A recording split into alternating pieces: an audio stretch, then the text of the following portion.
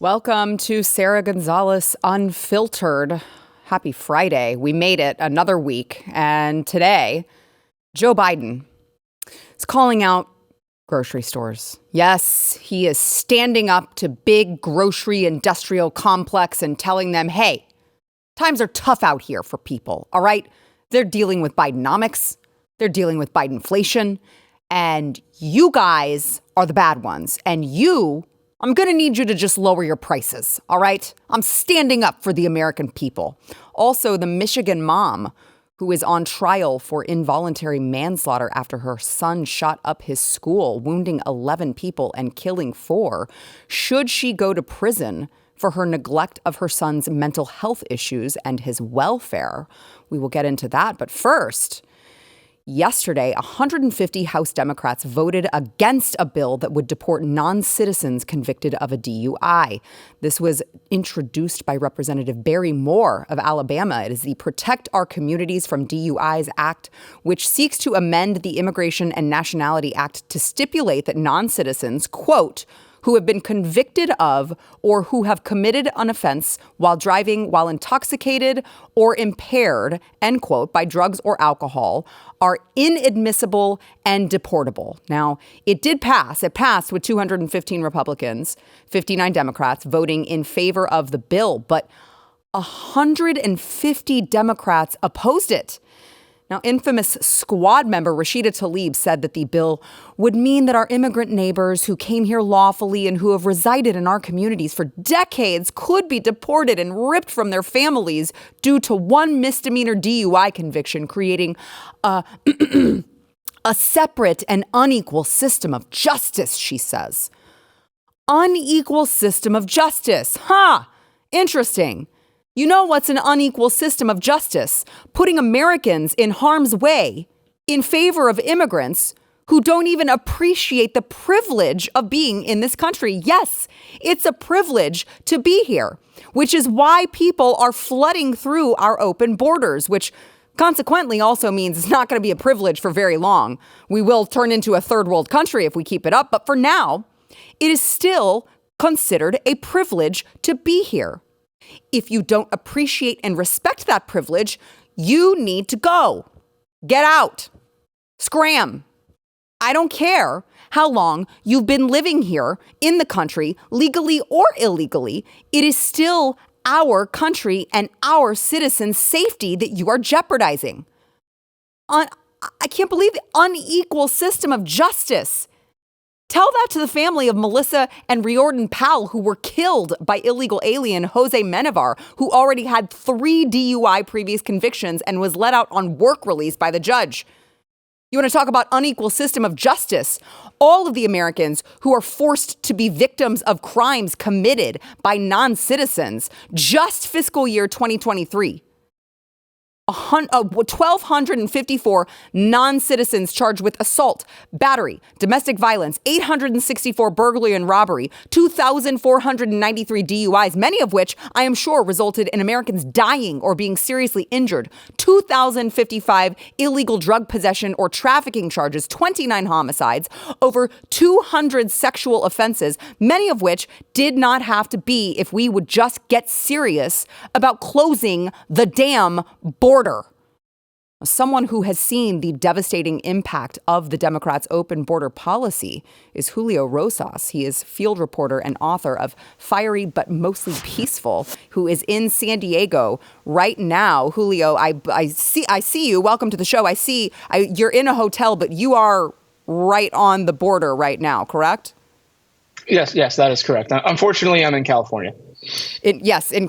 Unfortunately, you are in California, San Diego. I don't know how you do it. You must have to take 20 showers every time you get back from California. But tell me, what are you seeing right now on the border today in San Diego? Well, so a lot of my reporting and time at the border has been mostly in Texas, and that's because Texas is the largest share of the U.S.-Mexico border. It's been heavily impacted in the Del Rio sector in the Rio Grande Valley. But one of the reasons why I'm here now in San Diego is because of the efforts of Governor Abbott, making a strong stance and saying Shelby Park is closed off. We're going to, make sure that no one illegally enters through here. We are now starting to see the pattern shift. And so that's why Arizona and California are seeing an uptick in illegal crossings. And that's significant because it shows that the message is being received in the migrants in Mexico. And they say, well, Texas is kind of a hit or miss. You don't really know if you're going to enter Border Patrol custody or Texas DPS custody. So they're going to start funneling people through these other states right now. And so it's very interesting. That's not to say Texas is completely sealed off. Right. Unfortunately, Shelby Park's only 2 miles as opposed to 1,000 miles. But it shows that even making a strong stand in one area does have an impact through people that are in Mexico, because they, as much as it is easier to get into the United States illegally, they need to make sure that they get in at the right place and they present themselves to the right people. Yeah. So there's a lot that has been going on in California. You mentioned, because I'm sure due to, in large part, because of what's happening in Texas, Greg Abbott at least taking somewhat of enforcement on the border, even though, as you do point out, it is a very small area that we're talking about here. But even so, we have seen more boats coming, just speeding onto the beach and dumping off a bunch of illegal immigrants. Here's one right now where bystanders caught this boat that just comes speeding onto shore, and it's almost like a clown car where all these people just start, unloading, and then they're here. They're here, Julio. We've also seen, moments where coyotes are dropping off illegal migrants. Most of them are, military-age males, not from just Mexico and, Latin America. We're talking about China, Turkey, India. I mean, at San Diego County, where you're at, here's some of that. So Coyote's just like, all right, here's your stop. Here you go, guys. So it's been nice. It's been swell, but I'm going to go pick up the rest of my people and bring them right back here where you can just walk right on through this busted wire. And this is the type of thing that's happening right where you are at today in San Diego County. How bad does it really get down there, Julio? Well, it's interesting because where that's being taken place, that video that you're just playing right now, there was new construction of the border wall that was being created under President Trump. And I was there shortly after President Biden signed the executive order to halt construction of the border wall. And I was being shown around by the construction crew. One gentleman said, I might be fired, but it doesn't matter because we're all out of a job next week anyway. And so he at the time, so back in 2021, he said that illegal crossings in their construction area had started to decrease because people were seeing that a wall was being constructed. But when the order made news and word got out that people were now able to, there was no longer a border wall being constructed, they saw an increase in people illegally crossing back into the construction area yet again. So now, a couple years later, we were seeing the effects of when you don't have the infrastructure and you don't have the policies in place to deter illegal crossings. Yeah, people are going to brazenly cross in broad daylight. I mean, you have to remember the stereotype for illegal immigration used to be you're crossing in the dead of night, trying to avoid Border Patrol. And now people don't even care that there's news cameras around in broad daylight to drop people off. And of course, if people want to be caught. I mean, so it's just the entire thing has been turned on its head. And it has many consequences beyond just the border counties when it comes to the economy, when it comes to jobs, when it comes to public safety. We just saw the recent video of the NYPD cops being beat down in Times Square by Venezuelan illegal immigrants. So I've been trying to make people aware that this, yes, it starts at the border, but there's so many effects that happen further within the country. Yeah. And I think I would like to mention, Julio, you are talking to a Gonzalez. You are, of course, a Rosas. Okay, so I'm sure you get this too, where people are like, I can't believe you would be a traitor, and how could you possibly be against people coming here who share your skin tone? And it's like, guys, this is about the safety and security of the country. I could not care less about the color of someone's skin or if they have a similar sounding last name as me. Let's think outside the box here, guys. Like, it's just so frustrating to hear people always think that, like, oh, well, you guys guys have similar sounding last names, so you should stick together on this. But I want to ask you, because you have done so much great reporting from the border, whether it be in California or Arizona or Texas. Tell the viewers, what are some of the most devastating, horrifying things that you have seen when it comes to all of your field reporting at the border? So aside from seeing kids as young as 2 or 3 being brought by themselves, they're part of a group, but their parents aren't with them. I've seen a lot of kids who are coming by themselves. Who knows what's happened to them, on the way here, and then what's happened to them since then. Yeah. But for those of you, or for those of your viewers who don't know, I covered a lot of the riots in 2020. I saw a lot of crazy stuff, saw a lot of violence. I didn't really see a dead body during that time. The first time I ever saw a dead body was in the Rio Grande, in Eagle Pass. And that's something, the guy was in the water for 5 days, and there's a lot of things that go into that. Yeah. But there's been so much death associated with this, and with the illegal immigrants and also American citizens, like, as that example that you pointed out earlier. And there's a direct line from those deaths to the policies being carried out by the Biden administration. I mean, I know it's cliche. I know people say, "Well, this politician has blood on their hands," or whatever. But like, there is quite literally, Biden and the administration and people carrying out, they do have blood on their hands in relation to this, because when you encourage people to come, as the Biden administration has done, in this manner, you are going to see more deaths, just because of how Mexico is with the cartels, the terrain. And then, of course, once they're here, because a lot of the people that are coming, they obviously don't have the thousands of dollars to pay off the smuggling networks right away. So they have to work off that debt in sometimes less than pleasant, jobs. And that's putting it mildly. And so there's just so many different things. And unfortunately, because they're not very well seen, unless, like, I had to literally be with the Eagle Pass Fire Department to see that dead body being picked up. It's very easy for people to not really, just really see that impact. And again, it's not just within the border, it's in our communities as well. Yeah. I want to ask too, you mentioned the children that you've seen so young, at such a young age, being trafficked like this, and how big of a problem it is. And I completely agree with you. But I wonder how many of the people that you are seeing enter the country illegally are in fact just like military aged males.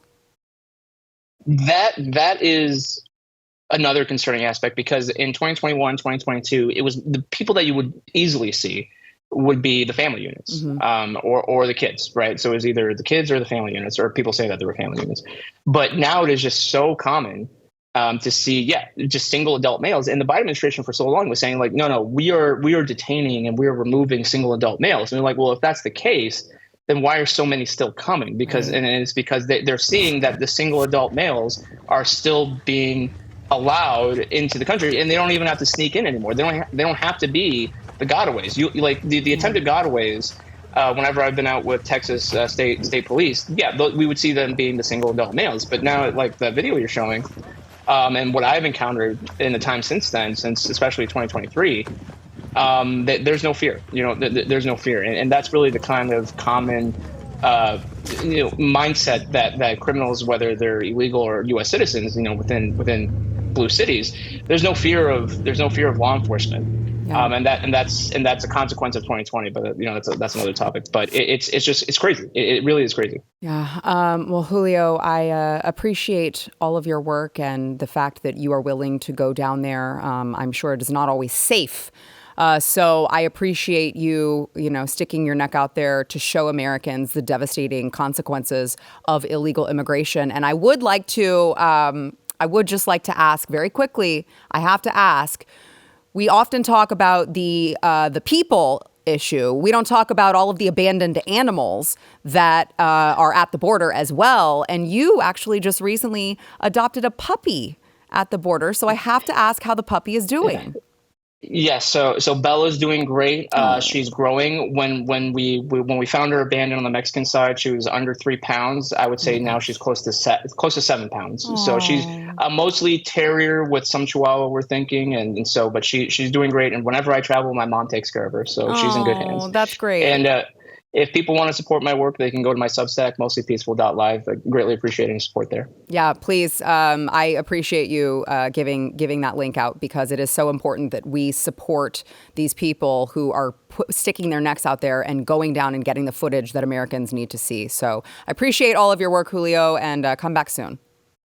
Thank you. Thank you. All right, when we come back, let's talk about Biden's latest blunders, I should say. There are too many of them to keep up with, so hopefully we can get to all of them. First, I want to thank our sponsor, Relief Factor. So if you are someone who is just living in constant pain, you don't think about it because you think this is just the way life is, but it's life-changing. If you can get out of pain, you'd be more patient with your spouse, less grumpy with your kids, which is always a good thing because pain just affects your everyday life in ways that you just don't even realize.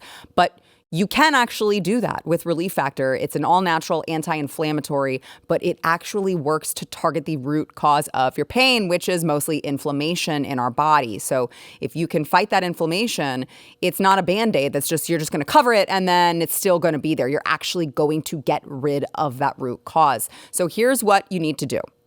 Go to Relief Factor's website. They have a 3-week quick start.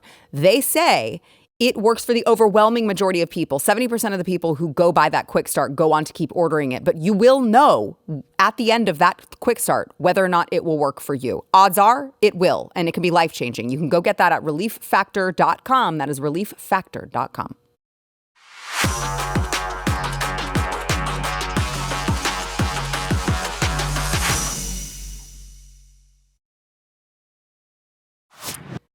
Joining me now is my set neighbor, Stu Burguiere, host of Stu Does America, he was very polite. He knocked before he came in. I did. I mean, it would be rude to just barge in. Though I will say, I want to make something very clear here. Okay. Other than you, I am the only person who was on the first week of the News and Why It Matters, the last week of the News and Why It Matters, and the first week of Sara Gonzales' brand new program. You're right. Yes. That's how special you are, Stu. See? Wow, I love that. Well, I'm glad that you're here today to finish out the first week of Sara Gonzales Unfiltered. And I thought, who better than you to talk about, the week Joe Biden has had? It's been an interesting one. Couldn't you say that about the previous weeks of Joe Biden's presidency, though? Yes, all of them have been adventurous. It's like for a guy who's incredibly boring, asleep, and incoherent, you'd think it would be boring Asleep. and dull, right? Yeah. Like, you think it would just be a dull time watching it, but it's not. It's actually quite exciting because, you ever get on like a roller coaster where you feel like you're not exactly sure if it's going to stay on the tracks? That's kind of what I feel like all the time with Joe Biden. Like, I don't know, maybe we'll be in nuclear war next week. Who knows? Who knows? It's going to be really interesting to watch. It sure will, Stu. So the latest is that he, in South Carolina, yesterday said that supermarkets should lower prices. It's big grocery industrial complex, big grocery, CEOs. They're greedy. They must be greedy, and they need to lower their prices, stop price gouging, stop including junk fees and all of these. Look, Joe's here for the average American. Right? Mm-hmm.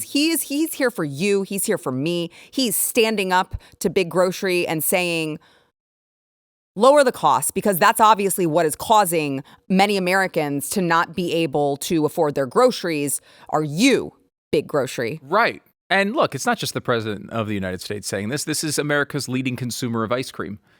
So the guy knows his grocery products. I can't believe they even try this anymore, right? Like they've been trying this forever. They always blame the companies and act as if they are the ones doing this. But like, it's such a fundamental misunderstanding of the free market, right? Like, there are how many grocery stores within a 10-mile radius of this place? 30, 40? I don't even know how many, right? Like, they're all over the place. If one comes in and they are like, well, look, everyone is charging 20% more because they're gouging. Well, let's just charge 10% more.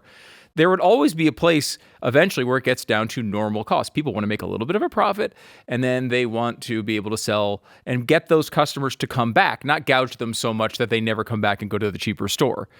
That's how the market works, Sarah. This is something you'd think a 1,000-year-old man would know, but he doesn't know it. And this is also sort of a fundamental thing that Democrats are doing right now as we go towards the election, which is like take a problem that they obviously caused and come up with some harebrained explanation for it, right? Like, you have, obviously this is inflation, right? It's caused by a multitude of things, spending over a long period of time, but government spending mostly juiced by Joe Biden, right? Like, we know that. We know the supply chain issues have factored into it a little bit, but it's largely because of that. And what do they say? It's price gouging. Right. Every Walgreens in America in a major city is closed, basically, at this point, right? Yeah. And they all say, gosh, there's a lot of crime around here, and the crime seems to get worse when you don't punish the people who are committing it. I don't know how, that's a crazy line. And then they're like, no, actually, it's the racism of the stores. The stores are racist, and they don't want to be open in these communities, so they're closing. I'm glad that you brought that up about big grocery, because that is something that needs to be brought up. Is their not just their greed, but their racism? Right. There's some homophobia or transphobia mixed into this. Definitely. These are all the basic things, and I get that. Like it's hard, right? It's hard to run a campaign when you've failed. Right. Like it's difficult. Like Jimmy Carter tried to run for re-election. It was hard. Right. Like I'm not trying to say this is like some easy thing where they could be like, oh, well, actually, let's just do X, Y, and Z, which is totally against our belief system, giving power back to the people. They don't want that to happen. So how do you run a campaign for presidency when the one thing you can't do is the thing that would work? It's hard. It's a really tough task. I mean, the border is another example of this, right? Yeah. Like they don't control the border. And then he has to come out and just be like, I'm actually super tough on the border. The Republicans won't let me be tough on the border. It's like what? Bonkers. What human being on earth could possibly believe such a thing? But they expect them to. They do, and I don't think that they're like by and large the average Democrat is going to believe it. But there is going to be a subset of them that's going to say, well, that's what they said. Yeah, that's true. Republicans refuse to compromise on a deal. It's like, well, I mean, maybe because that deal is like, hey, don't worry, we'll cap it at 5,000 illegals per day, and also give us more of your money to shift around Border Patrol so that they can not enforce the border, but just process all of these people into the interior of the country. This little asterisk on this, why Republicans might not like that border compromise. But yeah, I mean, like think about this. We're getting about 300,000 people a month crossing the border right now. And like, yes, first 150,000 would be an improvement over 300,000. There's no doubt about it. No president in history has ever had 300,000. Like when it was Trump and even when it was Obama, you were talking about 50,000, 40,000 a day or a month. Now it's 300,000. Well, 150,000 sounds better, but like there's so many qualifications on that. You're also admitting that you have the ability to just close the freaking border. Like what? Why 5? How about 0? That's my compromise. Right. How about 0? Right. You're admitting you can do it. You're admitting that that's the law that should be followed, and you're admitting that there's a problem. So if you can do the thing that solves it, just do the thing that solves it. That just sounds crazy. I don't know what you're talking about. You're off on a rail. It's fine. I talked to Chuck Holton this week, who does a lot of stuff on the border. He's down there now. He's at the site where they're meeting for this convoy right now. And he was saying that when they were talking to the border agents about how to deal with the border and the razor wire and this whole controversy that's been going on, the border agents are saying, like, we like the fact that there's razor wire put up by Texas because it stops people from coming across the border. Right. But when they asked Kirby about this, he said it prevented border security from doing their job. And like the obvious follow-up to that is like, well, wait a minute. If your job is to keep people out, right. They say it's easier to keep people out. Obviously it is. If there's razor wire, it's harder to cross. Why would you do that? And his response was really interesting. It was that it wasn't that their job was to keep people out. It was their job to process people. Mm-hmm. So it's much easier without razor wire to just let people in, process them, and release them into the country, which is their actual goal here. Like they're acting as if the problem is not people coming in, but the problem is we don't have enough paperwork or something on the people coming in. The problem is you're not making it easier for them to come in, according to the Biden regime. So one more thing on Joe Biden. So I I want you to help me work out if this is intentional, if this is Joe Biden just intentionally lying, or if he is just this far gone, because he's done it numerous times. He did it again over the weekend. He was calling a family of one of the soldiers killed in the Jordan attack, which, of course, we could get into. I'm going to go ahead and table that conversation for his disastrous response from Iran. But he was talking to this mom, and he again said that he understood what she was going through because his son, Bo, died during his service. Watch. There's nothing anybody can say or do to ease the pain. I've been there. And by the way, we're promoting her posthumously to sergeant. Oh, wow. That is the best news I've heard today. Thank you so much. You don't know how much that means to us. Oh, well, I tell you what, it means a lot to me. My son spent a year in Iraq. That's how I lost him. That's how I lost him. 1% of all these kids are the ones that... My son spent a year in Iraq. And Sergeant Sanders. That's how I lost him. She has the picture I'm looking at, she has such a beautiful smile across of her. Thank you. That's how many times has he done this? Numerous times. Of course, Bo died from cancer. He did not die while he was serving in Iraq. And the president comes out and says this over and over and over again. And he is so far gone. I literally don't know if this is an intentional lie or if he is just so far gone that that's how he remembers it in his dementia-riddled brain. Yeah. I mean, and it could be a little bit of both, right? I mean, that's the scary part. Because, let's just say he did lose Bo in Iraq for a second. This moment is not about him, right? Like this is a moment about someone who's lost their child. And while there is something there to say, okay, well, I've been through something similar. I can understand the pain you're in. There's something there. I guess we kind of all internalize these things, and maybe we bring things up, even though it's really not super appropriate for a president to do that. But then when you add in the fact that he didn't lose this kid in Iraq, it blows your mind. And Glenn brought up an interesting point on radio this morning, and he said, I'm waiting for one of these Gold Star families to say, hey, number one, this isn't about you. And number two, you didn't lose your son in Iraq. You lost your son in a hospital bed to cancer, which is also really tragic and horrible. That's horrible. But it is not what I'm going through. Stop doing this. Yeah. And I can see that. However, I kind of have sympathy for a Gold Star family who's not worried about that, making that point in that moment. What I don't have sympathy for is every journalist in America. The next time this man sits down in front of you, across from a table, across a room, and you are talking, and you have told him, we're going to talk about foreign policy, we're going to talk about the economy, we're going to talk about the election. That's great. However, the first question you should ask him is, why do you keep telling people you lost your son in Iraq? Do you think that's true? Right. I would love to know what his answer is. Yes. Because he's said it so many times.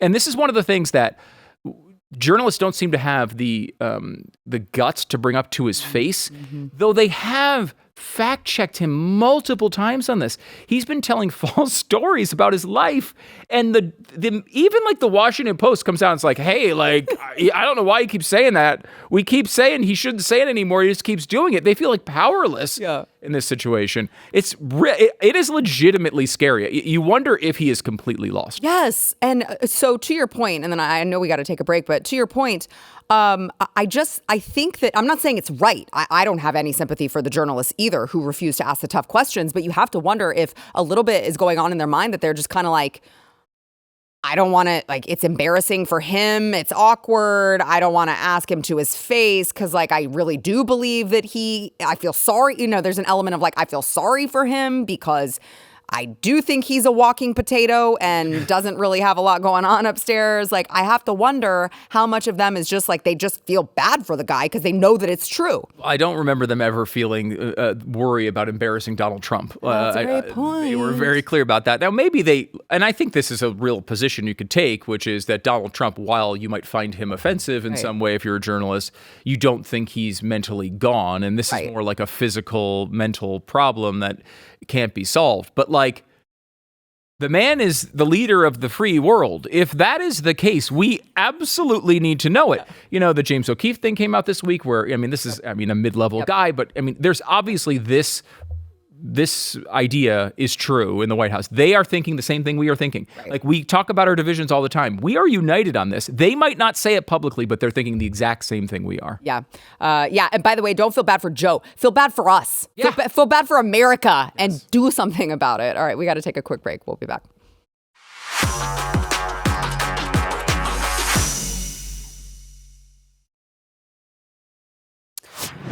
I want to talk about Jennifer Crumbley. This is the mother of the 2021 Michigan school shooter, Ethan Crumbley. She took the stand this week in her own trial. It's a defense trial. She faces 4 counts of involuntary manslaughter in the first ever case of a parent being charged in a school shooting. So I want to go through some of this. You know, the prosecutors obviously alleged that she and her husband, who is set for trial in March, they ignored pleas for mental health from their son. He's like asking them for mental health support. They dismissed his concerns, and the evidence that the prosecutors have provided is really shocking. It includes Ethan drawing pictures of school shootings, talking about voices in his head just days before one of his parents bought him the 9mm handgun he used in the shooting. And text messages from Ethan to his friends indicated that he asked his parents for mental health help, and they laughed at him. Now, here is some of those being shown during the trial this week. Watch. Okay, so this is from April 4th, and your son's saying, he's on text, sending messages that say, I hear people talking to me and someone in the distance. I actually asked my dad to take me to the doctor yesterday, but he gave me some pills and told me to suck it up. Like, it's at the point I'm asking to go to the doctor. Was there ever a time where he asked to go to the doctor around this time? I don't think so, no. Then he says, my mom laughed when I told her. Was there ever a time where he's asking for help and you're laughing? No. He writes to his friend, and this is just later that night, but I'm having bad insomnia and paranoia, and I need help. I was thinking of calling 911 so I could go to the hospital, but then my parents would be really pissed. Okay, so this is all one long conversation. Is that right? Correct. He says, I'm going to ask my parents to go to the doctors tomorrow or Tuesday again, but this time I'm going to tell them about the voices.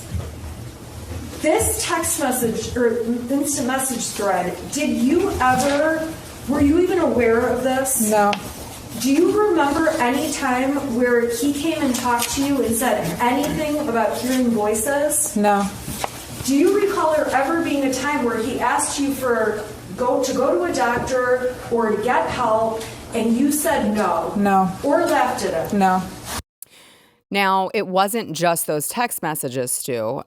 He also, there were text messages shown in court of just message after message after message of him messaging his mother, trying to get his mother to respond. He's like, listen, I hear noises. Nobody's home. A door just slammed. Maybe it's just my paranoia. And he says, can you please answer me? Because she takes so long to answer him, because she's just completely dismissed any of his issues. A couple journal entries that he wrote before the school shooting. I have zero help for my mental problems, and it's causing me to shoot up the effing school. And I want help, but my parents don't listen to me, so I can't get any help.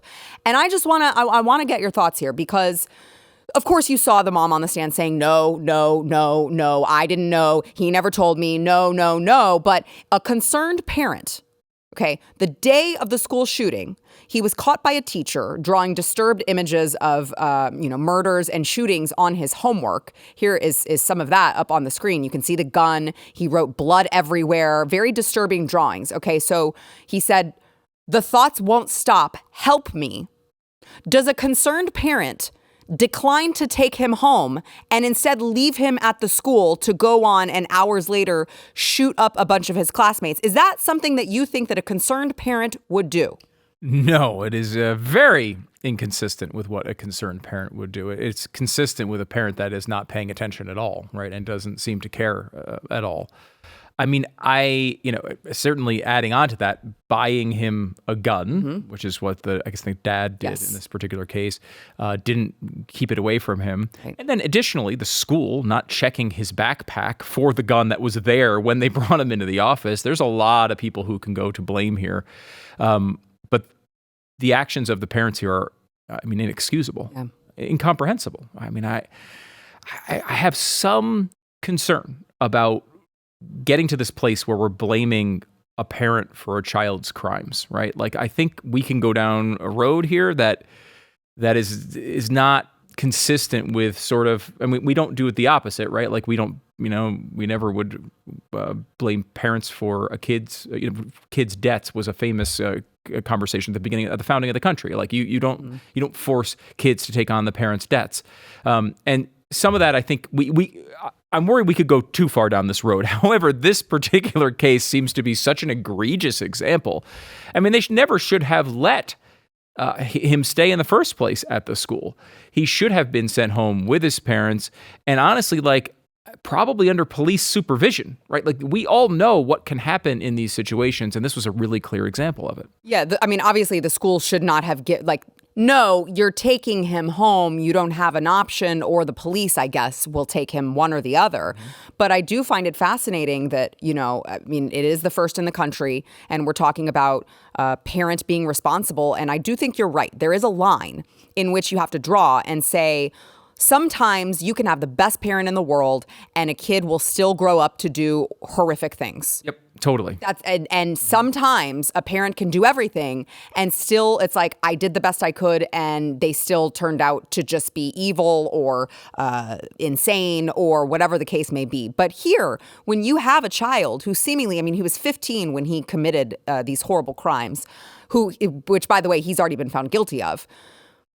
When you have a 15-year-old boy who is allegedly calling out for help, begging his parents to help him with his paranoia and his mental health problems, and you have a parent who you can document in this trial, you have a parent who's spending like $20,000 at a time on horseback riding. You have a parent who is engaged in multiple affairs and is completely gone from the home because she's out with all of her boyfriends. You have a parent who clearly doesn't care. I do think that I think she should go. I think she should go in prison for a very long time. It does seem like this is one of those that crosses that line. Obviously, you got to look at all the evidence by the end of this, but just by your sort of surface look at this, it does seem like this is the case. And, I think if you think about it another way, if a parent had a cancer diagnosis and, refused to treat them, was just going out with their boyfriends instead of bringing him to cancer treatment, it would be quite obvious that this would be a real problem. It would be child abuse. Yes. And that's kind of what this is. A lot of people don't take the mental health stuff seriously, and it is really super real. It is something that, while it can at times, be an excuse, some people do use it as an excuse, right? Like, a lot of people, when they get in situations, they start saying, well, I need to go to rehab, or I've got a mental health problem. We all know that that's part of this, but this is a obvious case. And, look, everybody's had this situation. I could think of, friends and family members who have, multiple kids, 4 or 5 kids, and just one in the middle just turned out to be a catastrophe. Right. The parents were the same to everybody. The situation was the same. They're in the same loving home, and one just, melted down. That happens, but when it happens, your role as a parent, just like your role as a parent is to feed your children when they're young, your role as a parent is to get them care and do the absolute best that you can. It did not seem like near top priority. And when you're talking about other kids' lives, we both have our kids sitting in school right now. Yeah. If some other parent is doing this type of stuff, our kids are vulnerable. Everybody's vulnerable, and that's unacceptable. Exactly. Stu, I appreciate you joining me for my first week on Sara Gonzales Unfiltered. I can't believe I made it. You're always going to make the cut. Nice. Okay. All right. I appreciate you. Make sure that everyone within the sound of my voice, make sure you are subscribed to Stu Does America. You can find it on YouTube and also wherever you get your podcasts. And you know what? Subscribe to both. All right. Just listen to her. Just do it. By the way, it's your birthday. Congratulations. Thank Happy you. birthday. Thank you. I appreciate that. Thank you. Yes, it is my birthday, Groundhog Day. All right, we got to take a break. We'll be right back.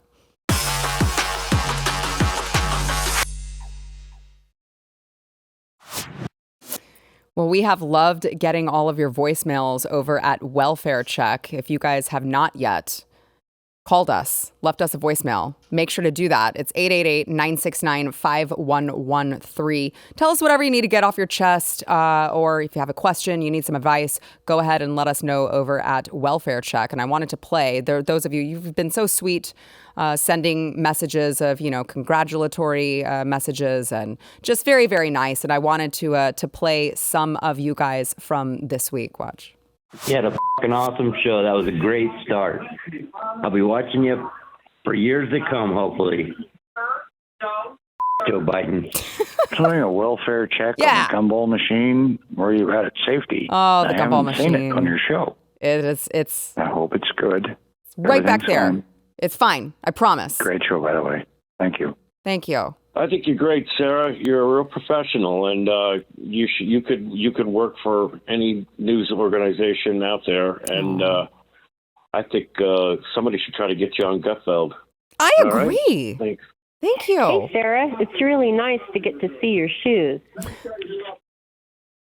Your set looks 10 times better than the gumball machine.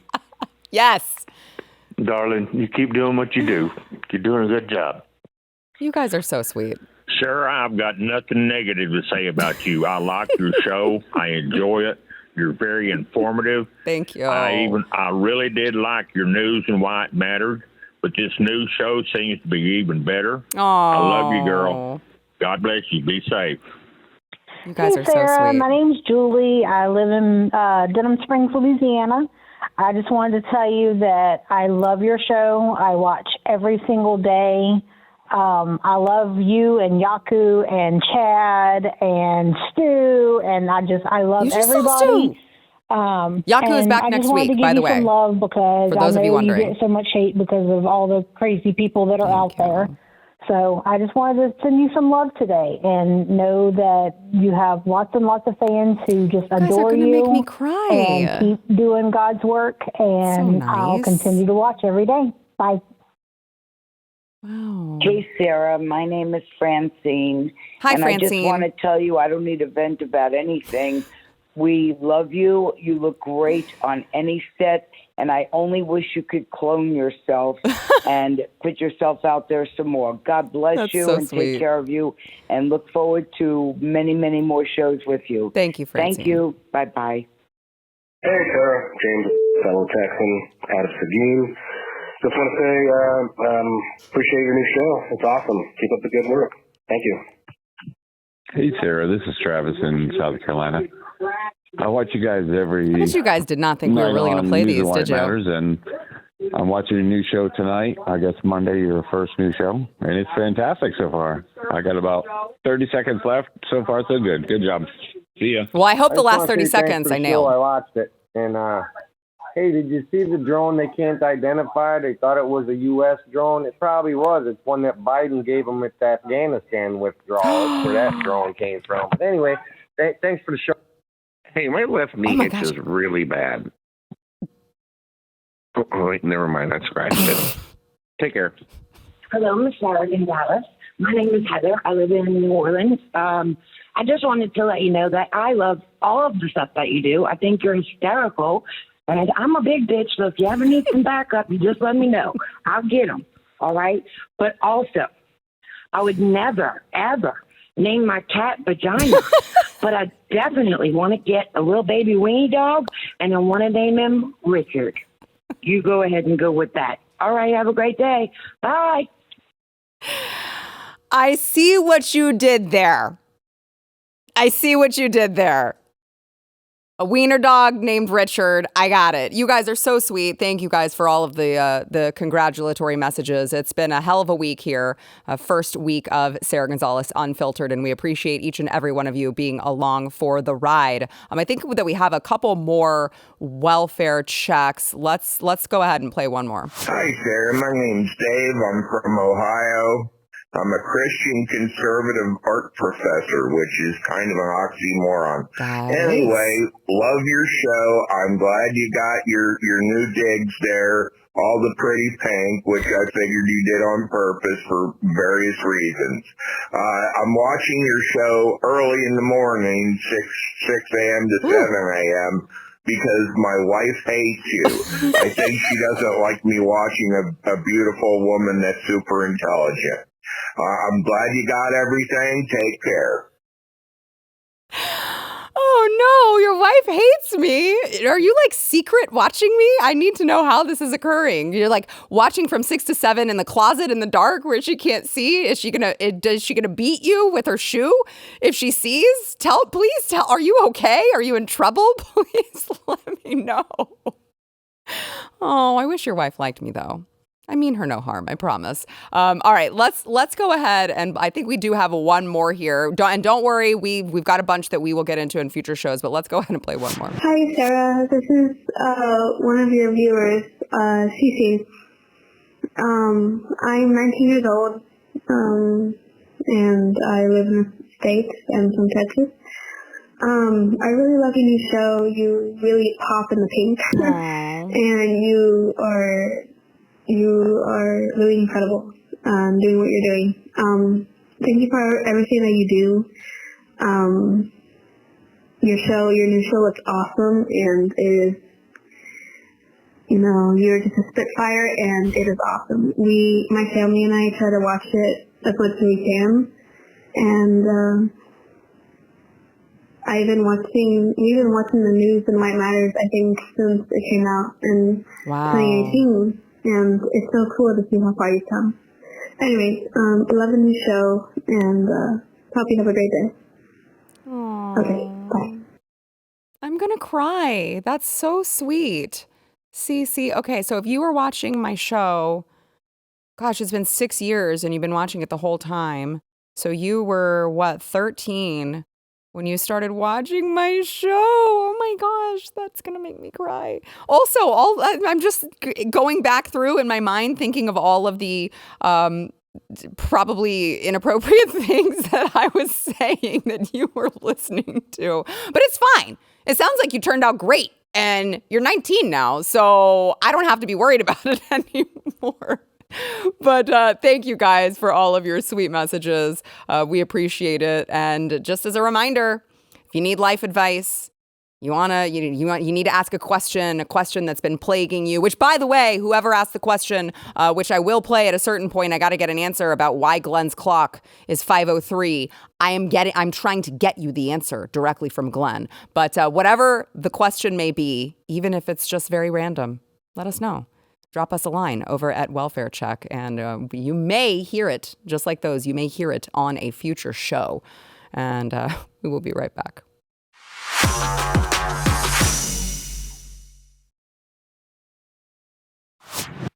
All right, before we go, Nikki Haley tweeted out the other day. Sarah. You didn't forget that it's your birthday, so we got you something. Go for it. What? Oh, wow. You messed up my plan. I was going to have Stu explain this and surprise you with it, but it's a tres leches cake to celebrate some. That is, yes, thank you. A tres leches cake in honor of me being Gonzalez. Look, we're all about diversity, equity, and inclusion here at the news. Sara Gonzales Unfiltered. Thank you. Happy birthday to me. Thank you guys. And we'll see you Monday.